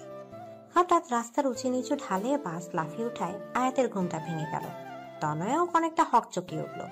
তনয়া আয়াতের দিকে তাকিয়ে লজ্জা পেয়ে বাইরের দিকে তাকালো। তনয়া, তোমার এখন কেমন লাগছে? আগের থেকে অনেকটা বেটার স্যার। কিছু খাবে? না স্যার। এর মধ্যে বাস ঢাকা পৌঁছে গেল। ঢাকায় প্রায় ঘন্টাখানেক বাস থামলো। সবাই খাবার জন্য হোটেলে ঢুকলো। সবাই যে যার মতো খাচ্ছে, কিন্তু আয়াত তনয়াকে শুধু ভাত, করলা ভাজি আর ডাল দিল। আমি এগুলো খাবো না। সেটা বলে তো হবে না, এখনো অনেকটা পথ জার্নি করতে হবে। অন্য কিছু খেলে তুমি আবার বমি করবে। দেখো, তোমাকে সাপোর্ট করতে আমিও একই খাবার খাচ্ছি। প্লিজ খাও তনয়া, নয়তো তোমার শরীর আরো খারাপ লাগবে। তনয়া আয়াতের কথা আর ফেলতে পারলো না, তাই কষ্ট হলো খাবারটা খেয়ে নিল। তারপর আয়াত ওকে বমির আর মাথা ব্যথার ওষুধ খাওয়ালো। ঢাকা থেকে কক্সবাজার পৌঁছাতে অনেক রাত হয়ে গেল। তনয়া আর বমি করেনি। হোটেলে আগে থেকে বুকিং করা ছিল, তাই কোনো সমস্যা হলো না। যেহেতু রাত অনেক সবাই খুব ক্লান্তও ছিল, তাই খেয়েই সবাই ঘুমিয়ে পড়ল। পরের দিন সকালে সবাই যে যার মতো বিচে ঘুরতে গেল। আয়াত আর তনয়ের আসার কথা শুনে লিমাও সেখানে আসলো, কারণ লিমা তো চট্টগ্রামে থাকে। লিমাকে আয়াত তনয়ের সাথে হওয়ার কথাটা খুলে বলল। কিন্তু আয়াত, তুই কি সত্যি ওকে ভালোবাসিস না? না। এই মিথ্যাটা না তুই অন্য কারোর কাছে বলিস, একেবারে ফ্লপ মার্কা অ্যাক্টিং। ওকে সারা জীবনের জন্য আমার করে পাওয়া মনে হয় আমার কপালে নেই রে। কি সমস্যা আয়াত, বল না প্লিজ। হায়াত, তোর আবার কোনো বড় ধরনের অসুখ করেনি তো? আরে না, সমস্যাটা তুই জানিস, হয়তো খেয়াল নেই। কি সেটা আয়াত? তুই তো আমার বড় ভাইয়া আয়ানের কথা জানিস। হ্যাঁ, সে একটা মেয়েকে ভালোবাসে, পালিয়ে বিয়ে করেছিল বলে তোর বাবা তার সাথে কোনো সম্পর্ক রাখেনি। হ্যাঁ, কিন্তু ভাইয়া ভালোবেসে বিয়ে করেছে বলে বাবা ততটা রাগ করেনি। আসলে বাবা তার বন্ধুর এক মেয়ের সাথে ভাইয়ার বিয়ে ঠিক করেছিল, কিন্তু ভাইয়া বাবাকে কিছু না বলে বিয়ে করায় বাবার বন্ধু তাকে অনেক অপমান করেছিল। কিন্তু বাবা তার অপমানে অতটা কষ্ট পায় নাই যতটা ভাইয়া তার কাছে সত্যি লুকিয়েছে বলে পেয়েছে। বাবা আগেই বলেছে তিনি মিথ্যাকে ঘৃণা করেন, আর তাছাড়া বাবা সবসময় আমাদের সাথে বন্ধুসুলভ ছিল, কিন্তু তবু ভাইয়া বলেনি। তারপর থেকে বাবা ভাইয়ার সাথে কোনো সম্পর্ক রাখিনি। আমি অনেকবার চেষ্টা করেছি বাবাকে বোঝানোর, কিন্তু তিনি আমার কোনো কথাই শোনেননি।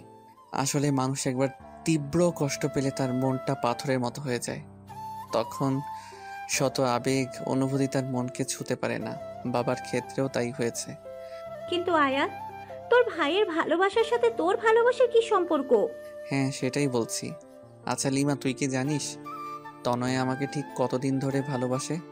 হ্যাঁ, প্রায় 4 বছর। না, 3 বছর 8 মাস ধরে আমি তনয়ের চোখে আমার জন্য ভালোবাসা দেখেছি। কিন্তু জানিস আমি তনয়াকে ঠিক কতদিন ধরে ভালোবাসি? ঠিক কতদিন বলতে পারবো না, তবে তনয়া থেকে কম দিন। 4 বছর 13 দিন। তুই তনয়াকে আগে থেকে চিনতিস? হ্যাঁ, তনয়াকে আমি প্রথম দেখি আমার এক বন্ধু রবির বাসায়। আর প্রথম দেখায় তনয়ের উপর কেমন যেন একটা অনুভূতি কাজ করা শুরু করে দিয়েছিল। রবির ছোট বোনের জন্মদিন এসেছিল তনয়া, কারণ তনয়া রবির বোনের বান্ধবী। জানিস রবির ছোট বোন কে? কে? তনয়ের সবচেয়ে কাছের বান্ধবী নেহা। তারপর নেহার থেকে তনয়ের সম্বন্ধে সবকিছু জানি। সব জেনে দেখলাম তনয় আমার থেকে প্রায় 6 বছরের ছোট, আর এত ছোট বয়সী মেয়ের সাথে রিলেশন করাটা নেহাত বোকামি। আর তাছাড়া তনয়া তখন রিলেশনে জড়ালে ওর পড়ালেখায় ক্ষতি হতো, ওর ভবিষ্যৎ অন্ধকারের দিকে যেত। যাকে এতটা ভালোবেসে ফেলেছি তার ভবিষ্যৎ কিভাবে নষ্ট করি বলো? আর তাছাড়া দুটো মানুষ যখন রিলেশনে থাকে তখন একে অপরের মাঝে কিছুদিন পর শয়তানের তাড়নায় একটা আলাদা অনুভূতি তৈরি হয়। চুম্বকের বিপরীত মেরু যেমন একে অপরকে আকর্ষণ করে, ঠিক তেমনি প্রেমিক প্রেমিকের মধ্যেও এ আকর্ষণ কাজ করে। আর তখন তারা না চাইতেও নোংরামিতে জড়িয়ে পড়ে। আমি তো ছেলে, নোংরামি করে পার পেয়ে যেতাম, কিন্তু আমার তনয়া তো ছোট, ও হয়তো সমাজের প্যাচ বুঝতে না পেরে নিজের ক্ষতি করে বসতো। তাই সবসময় তনয়ের থেকে দূরে দূরে থেকে ওকে ভালোবেসেছি। কিন্তু উপরওয়ালা বোধহয় আমাদের নিয়ে খেলতে ভালোবাসে। আমি তনয়াকে পড়ানোর কথা শুনেই না করে দিলাম, কিন্তু বাবার কথা ফেলতে পারলাম না। কিন্তু তারপর তনয়াকে প্রথমবার পার্কে এই কারণে চড় মেরেছিলাম যে তনয়া যেন ভুল পথে পা না বাড়ায়। আমি হয়তো তনয়াকে পড়াতাম না, তাই অন্য কোনো ছেলে যাতে না পড়াই, তাই তনয়ের জন্য আমি টিচার ঠিক করে দিলাম। তনয়াকে স্কুলে কেউ প্রপোজ করার আগেই তাকে যেভাবেই হোক তনয়ের থেকে দূরে সরিয়ে দিতাম। তনয় হয়তো 2 বছরে আমাকে একবারও দেখেনি, কিন্তু 2 বছরের একটি দিনও আমি তনয়াকে না দেখে থাকিনি। তারপর হয়তো আমার ভাগ্যের জোরে তনয়া আমার কলেজে ভর্তি হলো। জানিস তখন আমি কতটা খুশি ছিলাম যে রোজ তনয়াকে দেখতে পাবো। রোজ রোজ ক্লাসের সবাইকে পড়ানোর বাহানায় বারবার তনয়াকে চোরের মতো দেখতাম। কিন্তু তার কিছুদিন পরই ভাইয়া ওই ঘটনাটা ঘটালো। তারপর তনয়া যখন সিঁড়ি দিয়ে পড়ে গিয়ে ব্যথা পেয়েছিল, তখন ওর অবস্থা দেখে আমার প্রচণ্ড কষ্ট হতো। তনয়া সুস্থ হওয়ার পর কয়েক মাস খুব সুন্দর ছিল জানিস। তনয়ের সাথে খুব ভালো বন্ধুত্ব হয়ে গেছিল, কিন্তু সমস্যাটা হলো কয়েক মাস আগে। তারপর থেকে আমি তনয়াকে অ্যাভয়েড করে চলতে থাকি। কি হয়েছে কয়েক মাস আগে? কয়েক মাস আগে একদিন রাতে বাবা আমায় বলল, আয়াত, তোকে কিছু কথা বলবো, রাখবি? কেন রাখবো না বাবা, বলো কি বলবা? তোর ভাইয়া তো আমার কোনো কথা শুনেনি, আমার সম্মানের কথাও ভাবেনি, কিন্তু আমি তোকে সব থেকে বেশি ভরসা করি। তুই কি আমার বিশ্বাস রাখবি? আমি আমার বন্ধুর মেয়ের সাথে তোর বিয়ে ঠিক করে এসেছি। মেয়েটা বর্তমানে বাইরে আছে, কয়েক মাস পরে দেশে আসবে, তার কিছুদিন পর তোর সাথে তার বিয়ে হবে। কিরে, তুই রাজি তো? নাকি তুইও আয়নের মতো কাউকে? আয়াত ওর বাবা কথা ভেবেই নিজের ভালোবাসার কথাটা লুকিয়ে বলল, না বাবা, তেমন কিছু না। তুমি যা ভালো বোঝো তাই করো, আমি তোমার বিশ্বাস কখনো ভাঙবো না। আমি জানতাম তুই এই কথাই বলবি। এই নে মেয়েটার ছবি, ফোন নাম্বার নিবি? তার দরকার নেই বাবা, তুমি যখন পছন্দ করেছো তখন ভালোই হবে। বাবার এই কথা শোনার পর থেকে আমি তনয়ের থেকে দূরে দূরে থাকতাম, কারণ যতই ওর কাছে যাব ততই ওর মায়ায় জড়িয়ে পড়ব। কিন্তু পাজি মেয়েটা আমায় খেপানোর জন্য নয়নের সাথে কথা বলার নাটক করলো। সেটা দেখে মাথা গরম হয়ে যায়। তারপর ওকে চর মেরেছিলাম, কিন্তু ওকে চর মারে ও যতটা না ব্যথা পেয়েছে তার থেকে শতগুণ বেশি ব্যথা আমার হৃদয়ে লেগেছে। তাই তো নিজের ভালোবাসাটাকে আড়াল করতে না পেরে ওকে পাগলের মতো জড়িয়ে ধরে রেখেছিলাম। আমি যদি তনয়াকে এসব কথা বলি, মেয়েটা পাগলের মতো হয়ে যাবে, লেখাপড়ার অবস্থা খুব খারাপ হয়ে যাবে। তাই তো ওকে বলেছি ওর পরীক্ষার পর ওকে সব সত্যিটা বলে দেব। কিন্তু আমি ভাবছি আমি যদি ওকে সত্যিটা বলি তাহলে তখন ওর অবস্থা কি হবে। এবার বুঝছো কি সমস্যা?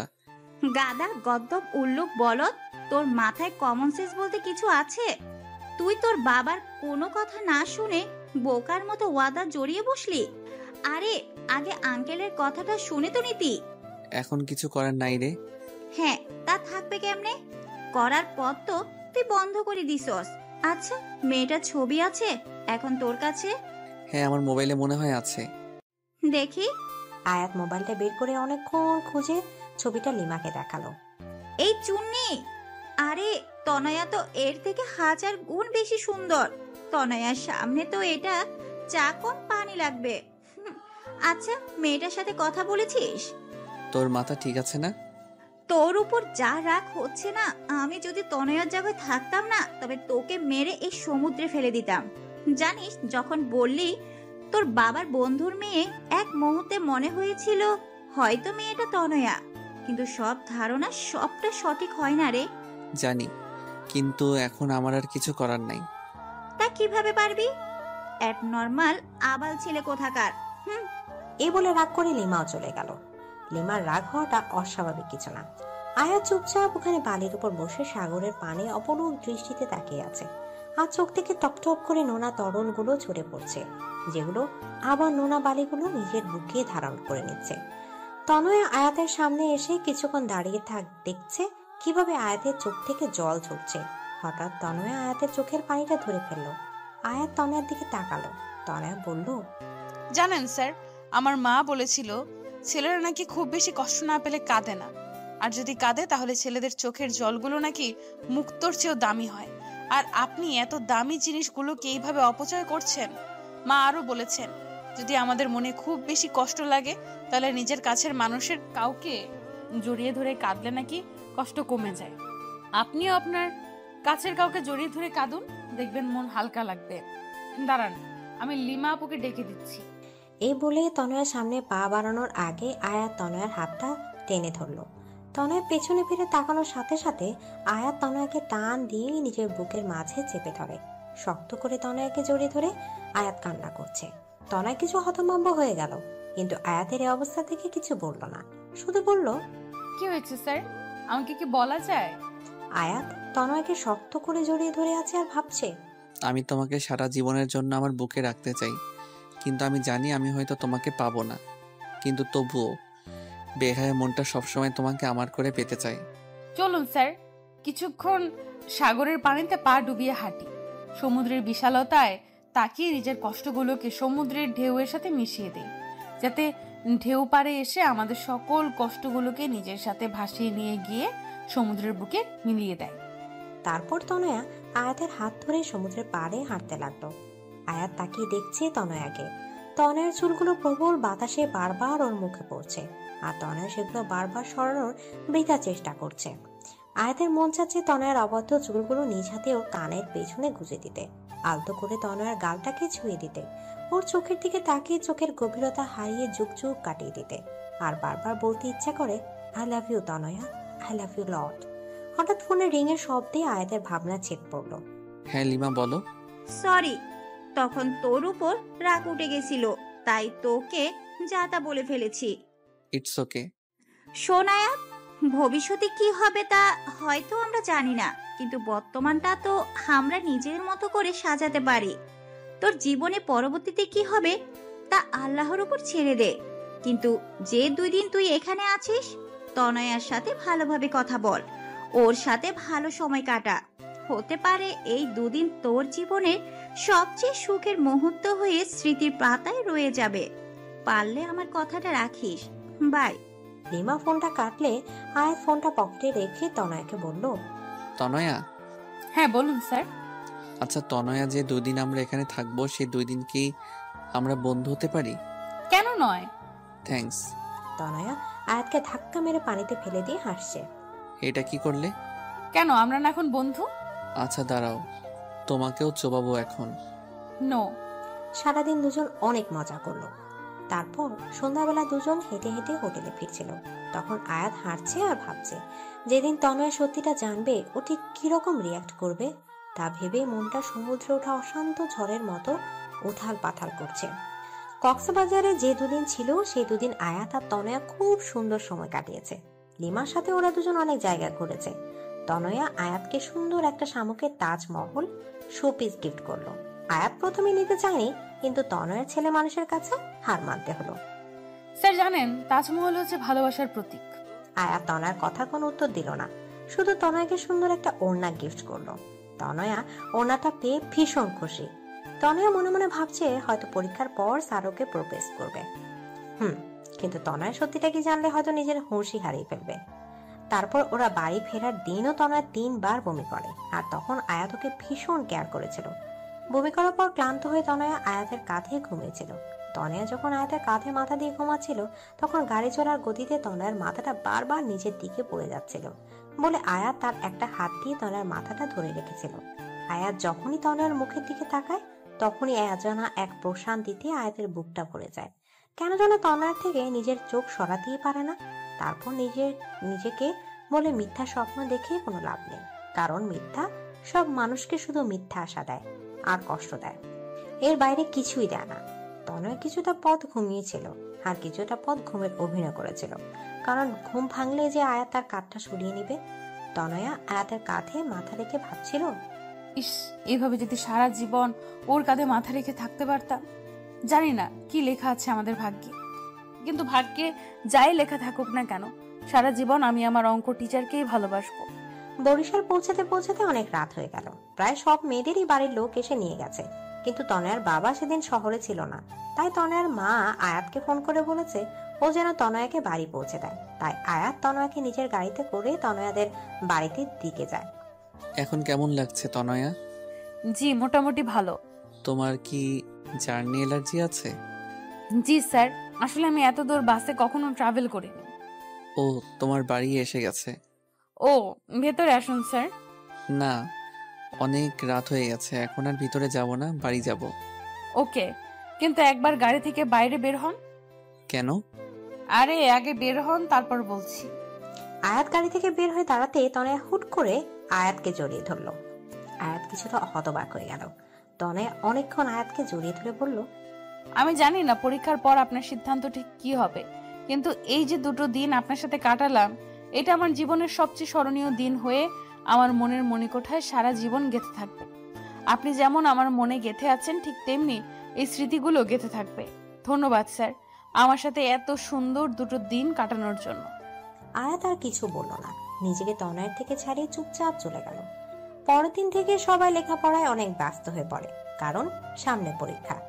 আয়াত তনয়ের সাথে কথা বলে কিন্তু কম। তনয়ের পড়ার প্রেশার আপাতত ভালোবাসার পোকাগুলোকে বাক্সে বন্ধ করে রেখেছে। ওদের পরীক্ষা শুরু হলো। পরীক্ষার মধ্যে তনয়া 18তে পাপ দিল, কিন্তু পরীক্ষার কারণে কোনো সেলিব্রেশন হয়নি। আজ ওদের পরীক্ষা শেষ হলো।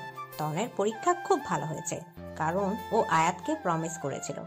পরীক্ষা শেষ হওয়ার পর তনয়া অধীর আগ্রহে আয়াতের ফোনের অপেক্ষা করতে লাগলো, কিন্তু প্রায় 1 মাস হয়ে গেছে, কিন্তু আয়াত ওকে দেখা করতে বলছে না। ফোনে তনয়ার সাথে কথা হলেও এই বিষয়টা আয়াত সব সময় এড়িয়ে যায়। এড়িয়ে যাবে না তো কি করবে? আয়াত তো তনয়ার মুখোমুখি হতেই ভয় করে। ঠিক কি বলবে ওকে?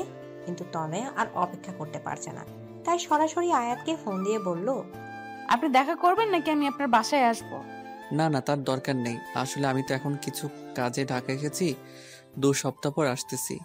যেদিন আসবো তার পরের দিনই তোমার সাথে দেখা করব। 2 সপ্তাহ পর তনয় একটা রেস্টুরেন্টে বসে আয়াতের জন্য অপেক্ষা করছে। এই 2 সপ্তাহ যে তনয় ঠিক কিভাবে কাটিয়েছে তা শুধু তনয়াই জানে। কিছুক্ষণ পর আয়াত আসলো। তনয়ের বুকটা দুরু দুরু করছে। আয়াত ঠিক কি বলবে এটা ভেবে। কেমন আছো? ভালো। আপনি? ভালো। কিছু খাবে? না না স্যার। স্যার, আপনি যেন কি বলতে চাইছিলেন? হ্যাঁ, কিন্তু ঠিক কিভাবে বলবো সেটা ভাবছি। তনয়া, আমার বিয়ে ঠিক হয়ে গেছে। তনয় অবাক চোখে আয়াতের দিকে তাকালো। তারপর আয়াত ওর বাবার ওর ভাইয়ের সব কথা বলল। এও বলল, সামনের মাসের শেষের দিকে আমার বিয়ে, আর সেই মেয়েটি কিছুক্ষণ পর এখানে আমার সাথে দেখা করতে আসবে। আয়াতের কথা শোনার পর তনয়া পুরো পৃথিবীটা যেন গোলক ধাঁধার মতো ঘুরছে। চোখ দুটো ঝাপসা হয়ে যাচ্ছে। নিজের ওপর যেন কোনো নিয়ন্ত্রণ রাখতে পারছে না। চিৎকার করে কাঁদতে ইচ্ছা করছে, কিন্তু শত কষ্টে তনয়া নিজেকে আটকাচ্ছে। প্লিজ তনয়া, আমাকে মাফ করে দাও, আর প্লিজ নিজের উপর নিয়ন্ত্রণ রাখার চেষ্টা করো। আসলে আমি... থাক স্যার, আপনার আমাকে কোনো এক্সপ্লেনেশন দেওয়ার দরকার নেই। আমি আপনাকে জানি। মেয়েটির নাম কি স্যার? আমি জানি না। কি বলেন? যার সাথে বিয়ে হবে তার নাম জানেন না? This is not fair sir. আচ্ছা, ভাবি কি এখন আসবে? আমি কি তাকে একবার দেখতে পারি? ভয় নাই, আমি আমার বিষয়ে কিচ্ছু বলবো না। তনয়া, আর ইউ ওকে? কেন? Yes sir, I am absolutely ওকে। আরে, আপনি আবার এটা ভাবছেন না তো যে আমি উল্টোপাল্টা কিছু করে ফেলবো? পাগল নাকি স্যার? আমি তনয়া, আর আমি এতটা সাহসী নই যে নিজের জাহান্নামের টিকিট নিজে কাটবো। তনয়ার এমন কথা শুনে আয়াতের মুখের ভাষা যেন হারিয়ে গেছে। কিছুই বলতে পারছে না। কিছুক্ষণের মধ্যে সেই মেয়েটা আসলো। এসে আয়াতকে বলল, are you Ayat? I am Abani. Yes, বসুন। উনি? হাই, আই এম তনয়া, আয়াত স্যারের স্টুডেন্ট। ও হাই। তো আপনি আমাদের ভাবি হবেন? আপনি জানেন আপনি অনেক লাকি, কারণ আপনি আয়াত স্যারকে নিজের জীবন সঙ্গী হিসেবে পাচ্ছেন। স্যার অনেক ভালো মানুষ। এখানে এসেছিলাম কিছু কাজের জন্য, কিন্তু স্যারকে দেখে তার সাথে একটু কথা বললাম। I hope you don't mind. No no. আচ্ছা, আমি তাহলে আসি, কিছু কাজ বাকি আছে। বাই ভাবি। By sir. তনয়া একটিবারের জন্য আয়াতের দিকে তাকালো না, শুধু সামনের দিকে তাকিয়ে হাঁটছে। আজ তনয়া পা দুটো যেন চলছে না। মনে হচ্ছে পেছন থেকে কেন অদৃশ্য শক্তি ওর পা দুটোকে আটকে রেখেছে। কিন্তু তনয়ার এমন আচরণে আয়াত অনেক অবাক হলো। তনয়া চলে যাচ্ছে। আয়াত হা হয়ে ওর যাবার পানে তাকিয়ে আছে। তনয়া নিজের অবাধ্য চোখের জলগুলোকে মোছার বৃথা চেষ্টা করছে। আয়াত বুঝতে পারছে তনয়ার মনের অবস্থা, কারণ আয়াতের মনের অবস্থাও ঠিক একই রকম। তনয়া চলে যাওয়ার পর আয়াত নিজেকে আর ঠিক রাখতে পারছিল না, তাই অবনীকে বলল, আমার খুব মাথা ব্যথা করছে, আমরা কি পরে একদিন কথা বলতে পারি? ঠিক আছে। আয়াত বাড়ি এসে বারবার তনয়াকে ফোন করছে, কিন্তু কেউ ফোন ধরছে না। তারপর বাধ্য হয়ে তনয়ার বাবার ফোনে ফোন করে। আঙ্কেল, তনয়া কি করছে? তনয়ার বাবা বলল, তনয়া নাকি টিভি দেখছে, কার্টুন দেখছে আর পাগলের মতো হাসছে। এই মেয়েটা না পুরো পাগল। ফোনটা একটু তনয়াকে দিবেন? তনয়ার বাবা ফোনটা তনয়াকে দিয়ে বলল, আয়াত ফোন করেছে। হ্যালো স্যার, কেমন আছেন? ভাবি কেমন আছে? স্যার শোনেন, বিয়ে করছেন, আমাদের কিন্তু বড় করে একটা ট্রিট দিতে হবে, ঠিক আছে? আয়াত তনয়ার এরূপ কথা শুনে পুরো থ হয়ে গেল। তারপর প্রায় রোজ আয়াত তনয়াকে ফোন করত, কারণ আয়াত তনয়াকে নিয়ে খুব ভয় থাকতো। কিন্তু রোজ তনয়া এমনভাবে কথা বলতো যেন কিছুই হয়নি, যেন তনয়ার স্মৃতি থেকে আয়াত নামটা সম্পূর্ণ মুছে গেছে। আয়াত তনয়ার এমন আচরণে দ্বিধার মধ্যে পড়ে যেত। খুব ভয় হতো আয়াতের তনয়াকে নিয়ে। আয়াতের যেদিন বিয়ে হবার কথা তার কিছুদিন আগে তনয়ার রেজাল্ট দেয়। তনয়া এবারও প্লাস পায়। সবাই খুশি হয়, আয়াতও। কিন্তু এত খুশির মাঝেও আয়াত আর তনয়ার বুকের ভিতরটা জ্বলে পুড়ে ছারখার হয়ে যাচ্ছে। আর আজ আয়াতের গায়ে হলুদ। আর মজার ব্যাপার কি জানেন, আয়াতের গায়ে প্রথম হলুদটা তনয়াই ছুঁয়েছে। আর গিফট হিসেবে আয়াতের দেওয়া ওড়নাটা আয়াতকে দিয়ে বলেছে, এটা অবনী ভাবির জন্য, কারো শখের জিনিস নিজের কাছে রাখতে নেই। আয়াত কোনো কথা না বলে চুপচাপ ওড়নাটা হাতে নিল। সবার সাথে খুব হাসাহাসি মুখ করে কথা বলছে তনয়া, কিন্তু ওর মনের ভেতরটা হয়তো আয়াত ছাড়া আর কেউ বুঝতে পারছে না। গায়ে হলুদ পর্ব শেষে আয়াত তনয়াকে বলল, তোমার সাথে আমার কিছু কথা আছে, আমার সাথে এসো। হ্যাঁ বলুন স্যার। তনয়া, তুমি কি করে এতটা স্বাভাবিক আছো বলো? কেন স্যার, অস্বাভাবিক হওয়ার মতো কিছু হয়েছে কি? আয়াত এবার নিজের রাগ কন্ট্রোল করতে পারলো না। ঠাস করে তনয়ার গালে কষে একটা চড় মেরে বলল, এই মেয়ে, তুমি কি কিছু বোঝো না নাকি নাকি তোমার বোধগম্য শক্তি সব শেষ হয়ে গেছে? আবার মারলেন? এবার কোন অধিকারে মারলেন? আর হ্যাঁ, you are too late sir. আর কথাটা বলার আগেই আয়াত তনয়াকে দেয়ালের সাথে চেপে ধরে বলল, অধিকার? কি অধিকার, তাই না? তোমার উপর যদি আমার অধিকার না থাকে তাহলে কারো নাই। হ্যাঁ, তো রাগ দেখানোর কোনো প্রয়োজন নাই। কিসের জোরে আপনি আমার উপর অধিকার খাটাচ্ছেন? এই বলে তনয়া চলে যেতে চাইলে আয়াত তনয়াকে আরো শক্ত করে দেয়ালের সাথে চেপে ধরে। আয়াত তনয়ার একদম কাছে চলে যায়, এতটা যে একে অপরের নিঃশ্বাসের অনুভূতি পাচ্ছিল। আয়াত তনয়ার কাছে গিয়ে বলল, আমার ভালোবাসার জোরে আমি তোমার উপর অধিকার খাটাচ্ছি। একদিন পর যে অন্য কাউকে নিজের স্ত্রী হিসেবে স্বীকার করবে, তার মুখে ভালোবাসা অধিকার নামক কথা শোভনীয় লাগে না। আয়াত তনয়ার হাতটা শক্ত করে ধরে বলে, চলো, আজ এখন সবার সামনে আমি তোমাকে বিয়ে করব। দেখি কে কি করে, আমি কারো পরোয়া করি না। প্লিজ স্যার, রাগের মাথায় কোনো কাজ করবেন না। রাগ মানুষের গোছানো কাজকেও নষ্ট করে দেয়। প্লিজ বোঝার চেষ্টা করুন। Just shut up. আয়াত তনয়াকে ওর বাবার কাছে নিয়ে যাবে, এর মধ্যে লিমা এসে বলল, আয়ান ভাইয়া এসেছে তার বউ নিয়ে। কি আর বাবা? আয়াত, তনয়া, লিমা তাড়াতাড়ি আয়াতের বাবার কাছে যায়। গিয়ে দেখে আয়াতের বাবা আয়ান ভাইয়ের সাথে কথা বলছে। আজ আয়াতের জন্য তোকে মাফ করে দিলাম। দেখো, আজ আয়াত আমাকে কত বড় খুশি দিচ্ছে। দেখো, আয়াত আমাকে দেওয়া কথা রেখেছে, তাই এই খুশির কারণে আমি তোমাকেও মাফ করে দিলাম। আয়াতের বাবা এই খুশি দেখে আয়াত আর কিছু বলতে পারলো না। তনয়া আয়াতকে সাইডে এনে বলে, দেখুন স্যার, আজ আপনার বাবা কত খুশি। আপনি কি চান তার এই খুশিটা নষ্ট হয়ে যাক? দেখুন স্যার, আমার আপনার উপর কোনো রাগ বা ক্ষোভ নেই। কেন জানেন? কারণ আপনি নিজের খুশির কথা না ভেবে আপনার বাবার খুশির কথা ভেবেছেন। আর এই জন্যই আমি আপনাকে না পাওয়ার জন্য মনে কোনো রাগ রাখি নাই। হ্যাঁ, আপনাকে না পাওয়ার দুঃখ, কষ্ট, আফসোস তো আছে, আর সারা জীবন থাকবে। কিন্তু আমি এটা ভেবে নিজেকে সামলে নেব যে আপনার বাবা মা আর আপনি সুখে আছেন। স্যার, বাবা মায়ের মতো কেউ হয় না। স্যার, আপনি তাদের কথা মেনে নিন। বাবা মাকে কষ্ট দিয়ে কেউ জীবনেও সুখী হতে পারে না, খুশি হতে পারে না। আর বাবা মাকে সুখী করার জন্য যদি নিজে কষ্ট পায়, তাহলে আল্লাহ সে কষ্টের প্রতিদান একদিন না একদিন ঠিকই দিবে। চলি স্যার, ভালো থাকবেন। আমি আজকেও আসতাম না, কিন্তু আজ শেষবারের মতো আপনাকে একবার দেখার লোভ সামলাতে পারলাম না। ভালো থাকবেন। এটা বলে তনয়া ওখান থেকে চলে গেল। আর আয়াত হা হয়ে ওর যাবার পানে তাকিয়ে আছে। তনয়া একবারের জন্য পিছু তাকায়নি, হয়তো নিজের চোখের জলটা আয়াতকে দেখাতে চায়নি তাই। আজ আয়াতের বিয়ে, কিছুক্ষণের মধ্যেই বিয়ে হয়ে গেল। আয়াতের ঘোরের মতো লাগছে, একটা ঘোরের মধ্যে বিয়েটা হয়ে গেল। আয়াত মুখ থেকে যখন কবুল বলছিল, তখন ও কলিজাটা যেন ছিঁড়ে যাচ্ছিল। বিয়ে হবার কিছুক্ষণ পর আয়াত তনয়ার কাছে ফোন করলো। ফোনটা নেহা ধরলো। হ্যাঁ স্যার, বলেন। তনয়া কোথায়? বেঁচে আছে, ভয় নেই আপনার, আমার পাশেই আছে। কিন্তু আমি আপনাকে ওর সাথে কথা বলতে দিব না। আপনি আপনার নতুন বউয়ের কাছে যান। এই বলে নেহা ফোনটা কেটে দিল।